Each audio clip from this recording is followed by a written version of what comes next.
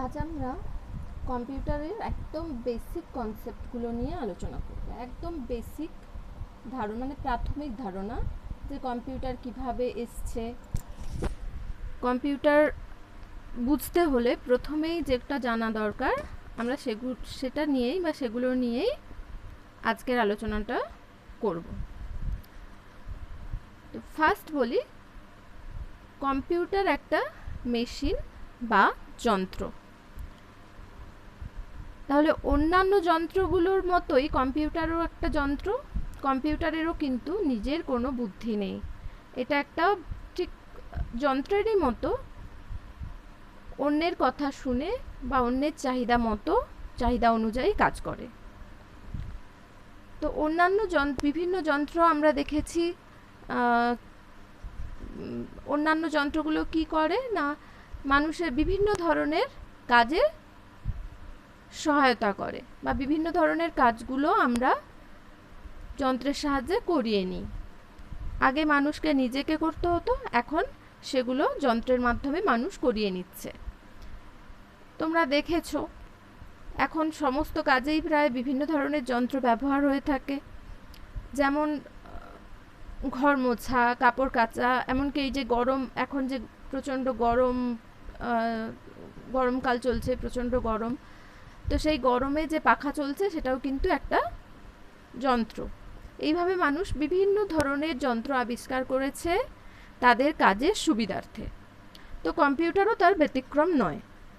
কিন্তু আমাদের কম্পিউটার ব্যতিক্রম নয়, কিন্তু কম্পিউটার বিশেষ। কেন বিশেষ সেটাই আমরা আজকে জানব।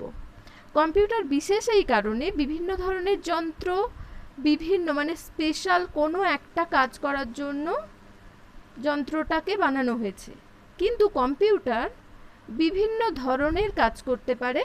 আর বিশেষ করে কম্পিউটার মানুষের ব্রেনের কাজ করে। তোমরা জানো যে মানুষ তার বুদ্ধির জোরেই কিন্তু পুরো পৃথিবীর ওপর প্রভুত্ব করে চলেছে। মানুষের বুদ্ধি তার আসল হাতিয়ার বা আসল জিনিস। তো সেই মানুষের যে বুদ্ধি, মানে মানুষ যে ব্রেন দিয়ে এত কিছু কাজ করে, সেই ব্রেনের কিছু কিছু কাজ মানুষ একটা যন্ত্রকে দিয়ে করানোর চেষ্টা করেছে, সেটা হচ্ছে কম্পিউটার। এইখানেই কম্পিউটারের বিশেষত্ব, আর এর জন্যই কম্পিউটারকে এত বেশি করে জানতে হয়, কম্পিউটার এত বেশি করে প্রয়োজনীয়, কারণ মানুষের ব্রেনের কাজগুলো কম্পিউটারকে দিয়ে করানো হয়। আমরা এবারে এক এক করে দেখব কিভাবে এটা হচ্ছে বা হয়েছে। তো প্রথমেই বলি, কম্পিউটার দাঁড়িয়ে আছে তিনটে কনসেপ্টের ওপরে। একটা হচ্ছে ইনপুট প্রসেস, দ্বিতীয় নম্বর বা 2 নম্বর হচ্ছে প্রসেস, আর 3 নম্বর হচ্ছে আউটপুট, মানে যেটাকে আমরা বলছি আইপিও। এই তিনটে কথা আমাদেরকে প্রথমেই মনে রাখতে হবে। তাহলে দেখে নিই, 1 নম্বরে আমি লিখছি, দেখো 1 নম্বর হচ্ছে ইনপুট, 1 নম্বর ইনপুট, 2 নম্বর প্রসেস,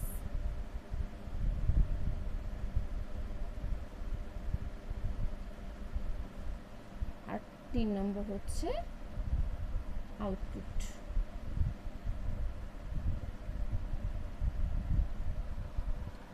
তাহলে এই যে কম্পিউটার নামের বিশেষ যন্ত্রটি, এটি তিনটি কনসেপ্টের উপরে বেশ করে দাঁড়িয়ে আছে। একটা হচ্ছে ইনপুট, সেকেন্ড হলো প্রসেস, আর 3 নম্বর হচ্ছে আউটপুট। তো ইনপুটের মাধ্যমে আমরা কি দেখছি, কম্পিউটার কি করে, মানুষের ব্রেনের কাজ করে। তো যাই কাজ করুক না কেন, কাজ করার জন্য আমাদের কিছু যন্ত্র বলো, টুলস বলো, বা হচ্ছে কোনো মানে কিছু জিনিস, বিষয় বা যাই বলো না, কিছু জিনিসের প্রয়োজন হয়, যে জিনিসগুলো নিয়ে সেই কাজটা সম্পাদন করা হয়। আর কাজটা সম্পাদনের পরে আমরা একটা রেজাল্ট পাই বা ফলাফল পাই। তাহলে যে জিনিসগুলোর দ্বারা বা যে জিনিসগুলো নিয়ে কাজটা সম্পাদন করা হচ্ছে, সেই জিনিসগুলোকে বলা হচ্ছে ইনপুট। কম্পিউটারের ক্ষেত্রে ওই জিনিসগুলো হলো ইনপুট। ওই ইনপুটগুলো প্রসেসিং হওয়ার পর তারপর কি হচ্ছে, সেখান থেকে আমরা যে ফলাফল পাচ্ছি সেটাকে বলা হচ্ছে আউটপুট। এই জন্য পুরো সিস্টেমটা, কম্পিউটার সিস্টেমটা এই তিনটে জিনিসের উপরে ডিপেন্ড করে দাঁড়িয়ে আছে, ইনপুট, প্রসেস, আউটপুট। তো এবারে আমরা একটু ব্লক ডায়াগ্রামটা দেখে নেব। কম্পিউটারের ব্লক ডায়াগ্রাম থেকে বুঝতে পারবো যে কম্পিউটারটা কিভাবে কাজ করছে বা কম্পিউটারের গঠনটা কি।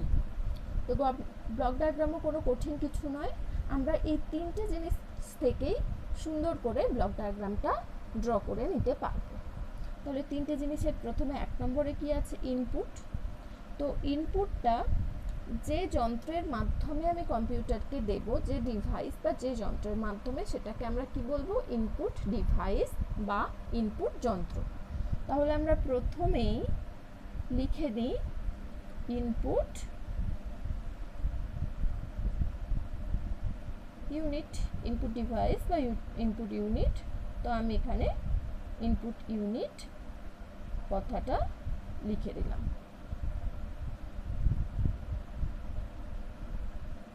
হয়েছে ইনপুট ইউনিট।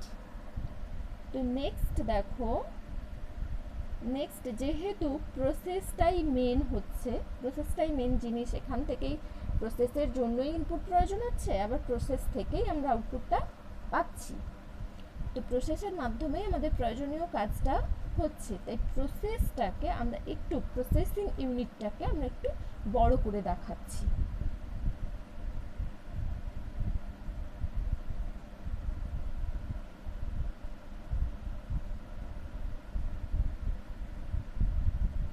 আমরা একটু বড় করে প্রসেসটাকে দেখাচ্ছি। তাহলে এটা কি, এটা ইনপুট ইউনিট হলে এটা হচ্ছে প্রসেসিং ইউনিট।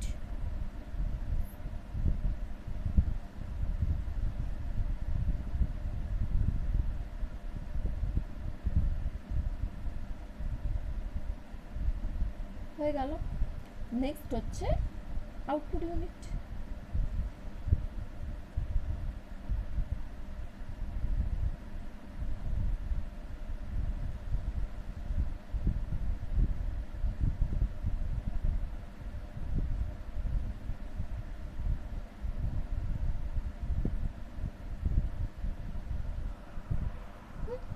তাহলে input unit, processing unit, output unit. এবার জানিয়ে রাখি, কম্পিউটারের ক্ষেত্রে যেহেতু প্রসেসিং ইউনিটটা হচ্ছে সবথেকে গুরুত্বপূর্ণ, তাই এই প্রসেসিং ইউনিটটা যেহেতু কেন্দ্রীয় বা গুরুত্বপূর্ণ জিনিস, এটাই মেন, সেজন্য এটার আগে আমরা এটাকে একটু গুরুত্ব দেওয়ার জন্য এর আগে দেব সেন্ট্রাল।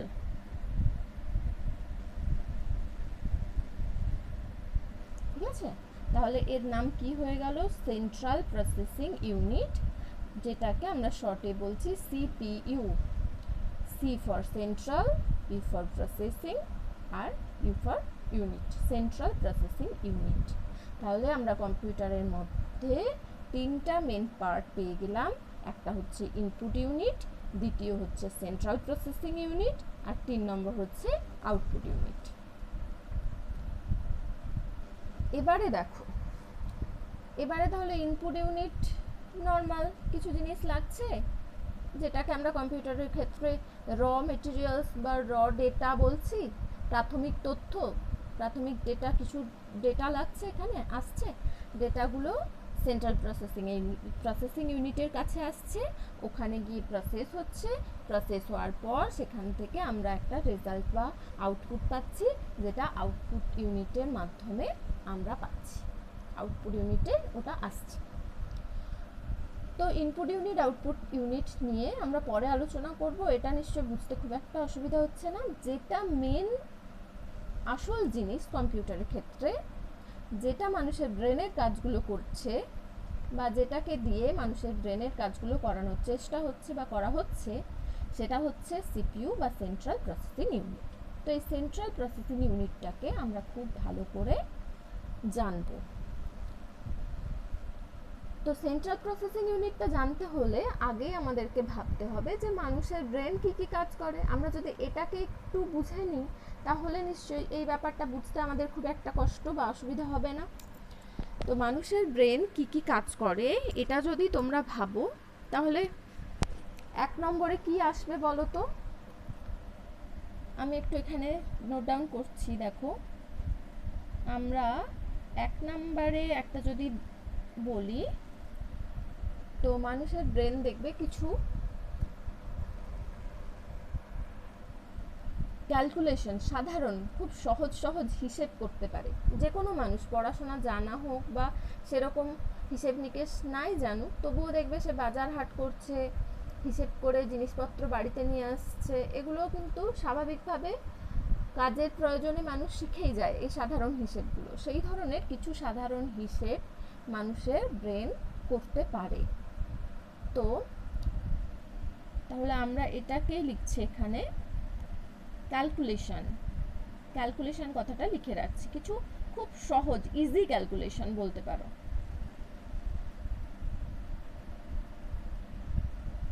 তাহলে 1 নম্বর পার্ট হচ্ছে ক্যালকুলেশন করতে পারে। আচ্ছা, 2 নম্বর কি? 2 নম্বর হচ্ছে দেখবে শুধু ক্যালকুলেশন নয়, ক্যালকুলেশনের পাশাপাশি মানুষ কিন্তু কিছু যুক্তি দিয়ে কিছু কথাবার্তা বুঝতেও পারে বা যুক্তি দিয়ে ভেবে চিন্তেও কাজ করে থাকে, সেই ক্ষমতাটাও মানুষের আছে। তাহলে এই যে যুক্তি দিয়ে কাজ করার ক্ষমতা, সাধারণ সে যাই হোক না কেন, ধরো তোমার তোমরা 2 বন্ধু আছো, তো কেউ যদি তোমাকে কোশ্চেন করে যে কে বেশি পড়াশোনায় ভালো, নিশ্চয়ই তোমরা এমনি না বুঝে অবুঝের মতো কিছু বলবে না, নিশ্চয়ই ভাববে কে ভালো ভাবতে গেলে কেউ হয়তো অঙ্কে ভালো, কেউ ইংলিশে ভালো, এগুলো বিচার করে নিশ্চয়ই একটা বলবে। তো এই ধরনের বিভিন্ন, এই যে এটা তো সাধারণ উত্তর নয় যে কে ভালো মানে আমরা স্বাভাবিকভাবে বলে দিলাম, সেটা নয়, আমাদেরকে একটু যুক্তি দিয়ে বুঝতে হয়।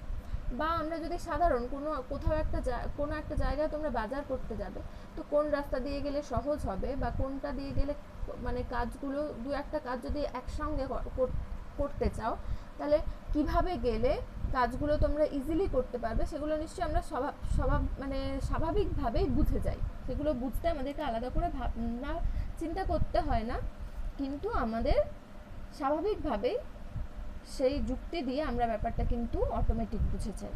তো এই যে যুক্তি দিয়ে কাজ করার ক্ষমতাটা, সেটাকে কম্পিউটারের ক্ষেত্রে আমরা যেটা বলছি সেটা হচ্ছে লজিক।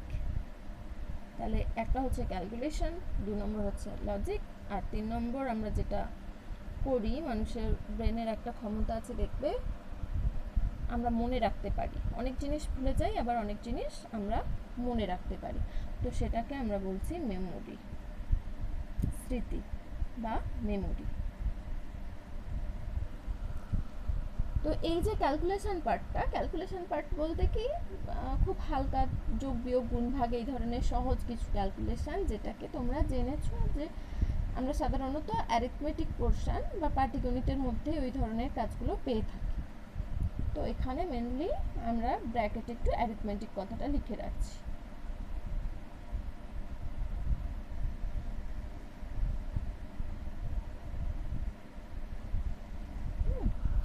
ক্যালকুলেশন বা অ্যারিথমেটিক, ক্যালকুলেশনের মধ্যে মেন আমরা যেটাকে গুরুত্ব দেব সেটা হচ্ছে অ্যারিথমেটিক। তো এই যে দুটো পার্ট অ্যারিথমেটিক আর লজিক, এই দুটোই তো ক্যালকুলেশন এক ধরনের। তো এই 2 ধরনের কাজ করার জন্য একটা ডিভাইস বা যন্ত্র বানানো হয়েছে কম্পিউটারের ক্ষেত্রে, যেটাকে বলা হচ্ছে ALU, যার পুরো নাম কিছুই না, এই যে ক্যালকুলেশনের তোমরা অ্যারিথমেটিক কথাটা দেখতে পাচ্ছ, অ্যারিথমেটিক অ্যান্ড লজিক ইউনিট। তাহলে দেখো A for arithmetic,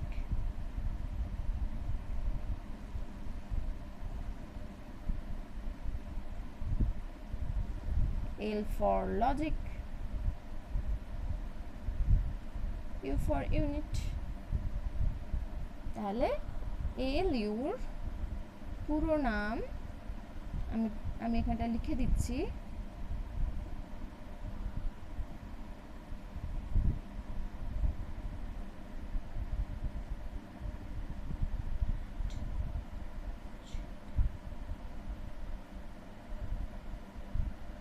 arithmetic and logic unit, এটা হচ্ছে এএলইউর পুরো নাম। সিপিইউর পুরো নাম আগেই তোমরা পেয়েছো, তাহলে এখান থেকে আমরা দুটো জিনিস পেলাম। একটা হচ্ছে সিপিইউর পুরো নাম সেন্ট্রাল প্রসেসিং ইউনিট। তো সিপিইউর পুরো নাম হলো সেন্ট্রাল প্রসেসিং ইউনিট, আর এএলইউর পুরো নাম আমরা পেলাম অ্যারিথমেটিক অ্যান্ড লজিক ইউনিট। আচ্ছা, এটা একটা পেয়ে গেলাম। আর এই যে মেমোরি পার্টটা যদিও কোনো কোনো ক্ষেত্রে আমরা সেন্ট্রাল প্রসেসিং ইউনিটের মধ্যে বলা হয়, কিন্তু পরবর্তীকালে আমরা যে আর্কিটেকচারটা ফলো করি সেই অনুযায়ী এই সিপিইউ থেকে আলাদা করে মেমোরি পার্টটাকে দেখানো হয়। আমরা এই জায়গাটায় দেখাতে পারি মেমোরি পার্টটাকে আলাদা করে আমরা মেমোরিটাকে রাখছি, কারণ মেমোরি একটা বড় ব্রড জিনিস, এটা সম্পর্কে অনেক কিছু জানতে হয়, এটাকে একটু আলাদা করে দেখানো হয়েছে। নেক্সট দেখো, শুধু ক্যালকুলেশন করলে কি চলবে? মানুষের ব্রেন কাজ করছে, কিন্তু ব্রেন তো কাজ করছে, কিন্তু ধরো মানুষের ব্রেন চিন্তা ভাবনা করে কাজটা করছে, কিন্তু কাজটা করাচ্ছে কাকে দিয়ে? হাত, পা, চোখ, মুখ এগুলোর মাধ্যমে করাচ্ছে। তাহলে নিশ্চয়ই কি কাজ করতে হবে সেটা ব্রেনকে খবর দিচ্ছে এই হাত, পা, চোখ, মুখ বা বডি পার্টের অন্যান্য অংশ থেকে খবর দিচ্ছে। কেউ না কেউ খবর, কোনো না কোনোভাবে খবরটা ব্রেনের কাছে পৌঁছচ্ছে, আর ব্রেন সেখান থেকে ডিসিশন নিচ্ছে বা ক্যালকুলেশন করছে বা যুক্তি দিয়ে ভাবছে যে কি করতে হবে, এবং সেই সিদ্ধান্তটা ওদেরকে জানাচ্ছে, ওরা সেই সিদ্ধান্ত অনুযায়ী কাজগুলো করছে। তো সেটা আমাদের শরীরের মধ্যে কে ওই কাজটা করে? আমরা জানি স্নায়ু। আমাদের শরীরে স্নায়ুতন্ত্র আছে, নার্ভ আছে, নার্ভ তোমার ওই কাজগুলো করে থাকে। একটা সিগন্যাল, বাইরের যে সিগন্যালটা পায়, যে কোনো সিগন্যাল আমাদের ব্রেনের কাছে পৌঁছে দেয়, ব্রেন সেই অনুযায়ী একটা ক্যালকুলেশন বা চিন্তাভাবনাও করে, এবং সেই অনুযায়ী আবার কাজটা মানে হয়। তাহলে নার্ভ কিন্তু সিগন্যালের মাধ্যমে সমস্ত ব্যাপারটাকে কন্ট্রোল করছে, আমরা বলতে পারি। তো কম্পিউটারের ক্ষেত্রেও এইভাবে এরকম নার্ভতন্ত্রের মতো একটা তন্ত্রের দরকার, না হলে কিন্তু সমস্ত কাজগুলো মেনটেন হবে না। মানে ধরো ইনপুট ইউনিট একটা তথ্য পাঠাচ্ছে, তখন হয়তো প্রসেসিং ইউনিট কাজ করছে, প্রসেসিং ইউনিটের খেয়ালই নেই, প্রসেসিং ইউনিট জানতেই পারছে না যে ইনপুট ইউনিট তাকে কোনো একটা তথ্য পাঠাচ্ছে বা পাঠাতে চাইছে। তো এই যে তথ্যগুলো, এই যে সিগন্যালগুলো, যে ইনপুট ইউনিট এই যে বার্তাগুলো বহন করা, যে ইনপুট ইউনিট একটা কিছু পাঠাতে চাচ্ছে, সেটা প্রসেসরকে এসে খবর দেওয়া, প্রসেসিং ইউনিটে এসে খবর দেওয়া, প্রসেসিং ইউনিটের ডিসিশনটা তাকে জানানো, ঠিক আছে? এই যে বিভিন্ন, শুধু ইনপুট ইউনিটকে নয়, এইভাবে আউটপুট ইউনিটকে কন্ট্রোল করা, মেমোরিকে কন্ট্রোল করা, অন্যান্য আদার্স পার্টগুলো কম্পিউটারের মধ্যে সেগুলোকে কন্ট্রোল করা। তো সেগুলোর জন্য একটা যন্ত্রের দরকার, একটা ডিভাইসের দরকার। তো সেই যন্ত্র বা সেই ইউনিটটাকে কি বলা হয়? কন্ট্রোল ইউনিট, বা সংক্ষেপে সিইউ। তাহলে এখানে আমরা আরেকটা জিনিস পেলাম, সেটা হচ্ছে কন্ট্রোল ইউনিট বা CU.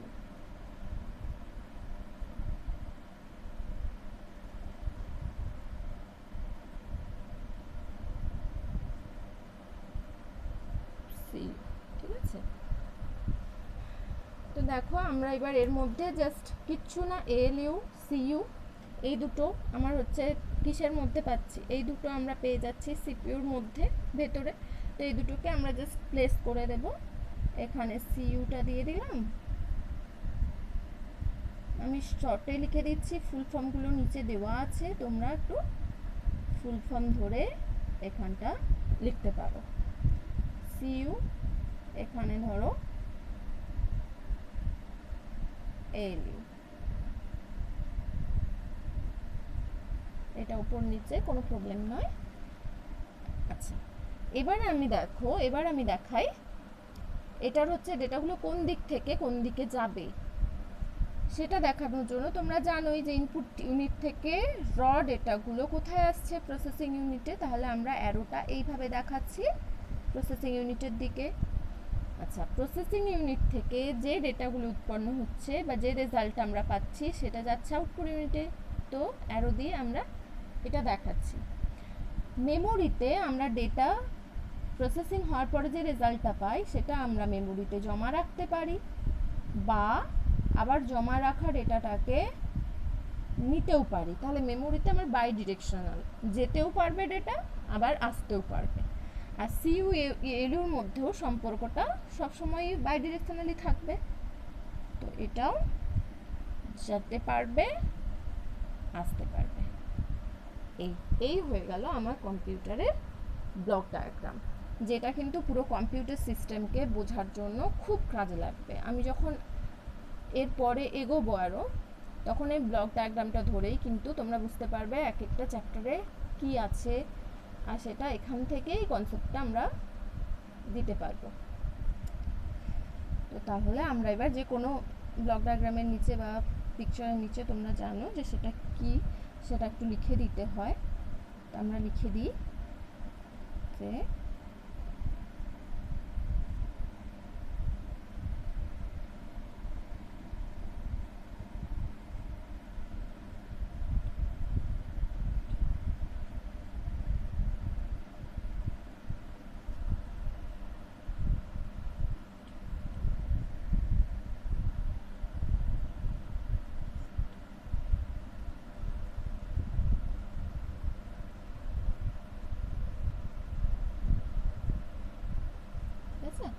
Block diagram of a computer system.